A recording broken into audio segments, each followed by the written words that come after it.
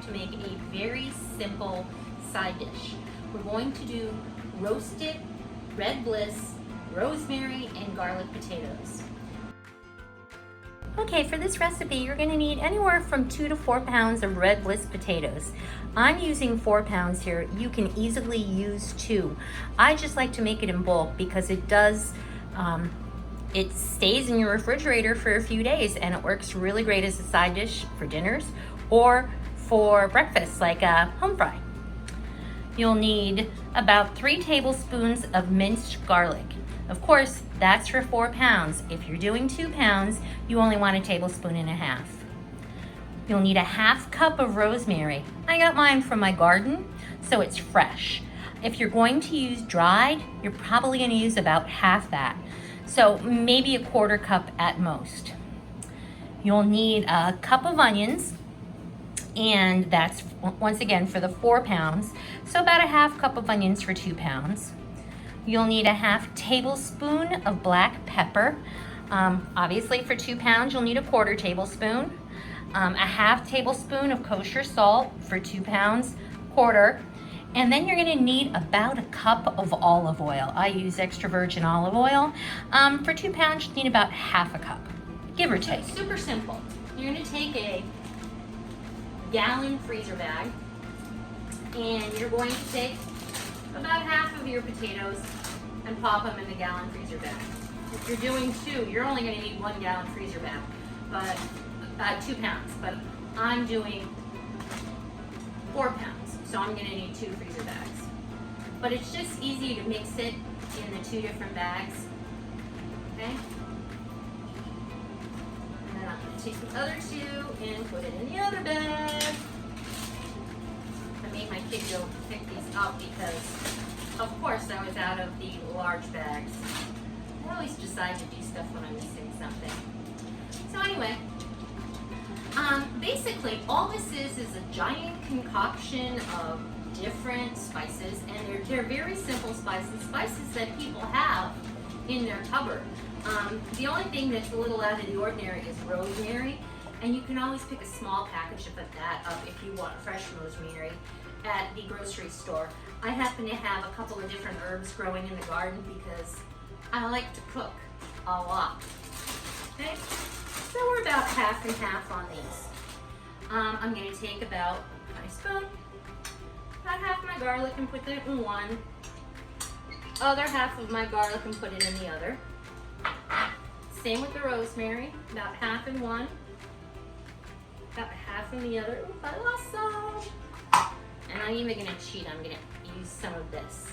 Did you know if you pull your rosemary, hold the rosemary at the top, you can actually pull everything off just by moving your fingers down the shaft of the rosemary? The top pieces you have to pull off, but we'll throw that in there. Let's do half of our onions in here, half of our onions in the other one. Remember, I'm doing twice as much. About half of our pepper in one, half of the pepper in the other. Same with the salt. And same with the oil. The oil is a very important part of the recipe because it allows all of the different spices to adhere to the potatoes. I just close up the bag and shake it. So basically what's happening is we're just mixing the different spices onto your potatoes. Now, I do not cook with an extraordinary amount of salt. So some people might say that's not enough salt. I believe in cooking to taste. My husband, he hates salt, so he whines. I'll put salt on, potatoes and pastas and stuff, but he's like, nope, you shouldn't put salt on anything. Nope, nope, nope, nope, nope. So I try to be nice about it. And if you feel you want a little bit more garlic because you're a garlic lover, or some more onions, all the power to you. It's just important to get a nice combination of things. So after you mix it up for a little bit, you're gonna look and you're gonna see that your ingredients have adhered to your potatoes, okay? What we're gonna do is we're gonna take, let me move some of this aside. We are going to take a little bit of extra virgin olive oil and coat the bottom of a roasting pan, okay? So you're probably gonna use two or three tablespoons. The reason we're doing that is because we do not want our potatoes to stick. So you're just gonna roll it around the bottom of the pan, nothing exciting. It's just for your own cleanup purposes. The stuff isn't going to stick to it.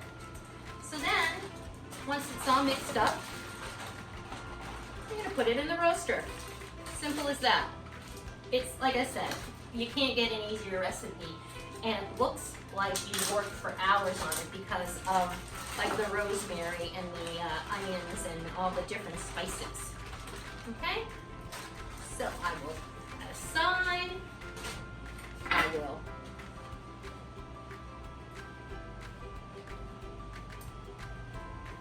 mix it up a little bit.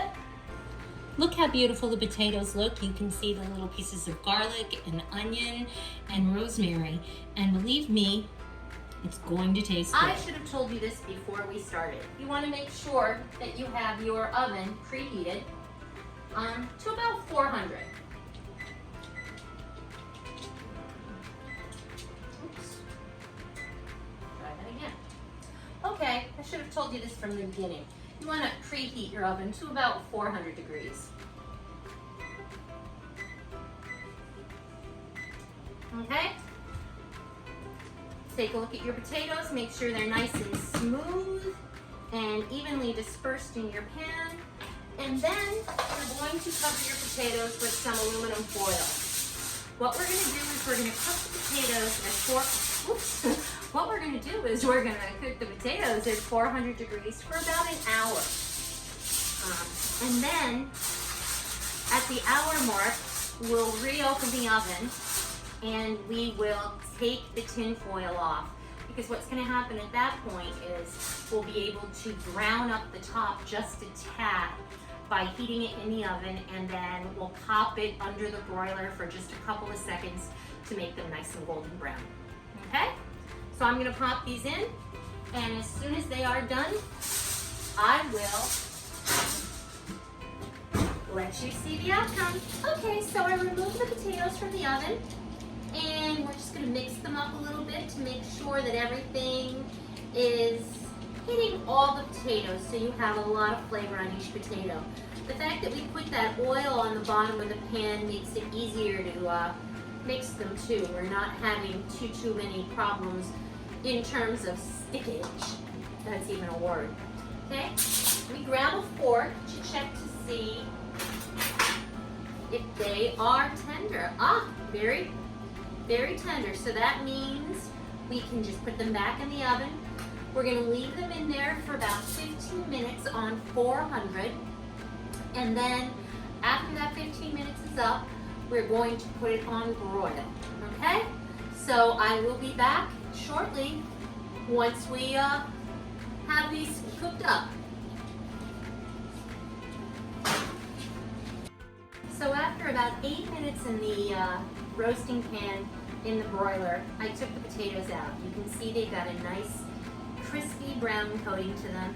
You can see all the different spices that have cooked over the top and gave it its wonderful flavor. And here you have it.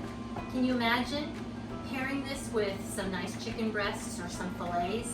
They smell absolutely wonderful and the taste is divine. In fact, let me do that right now.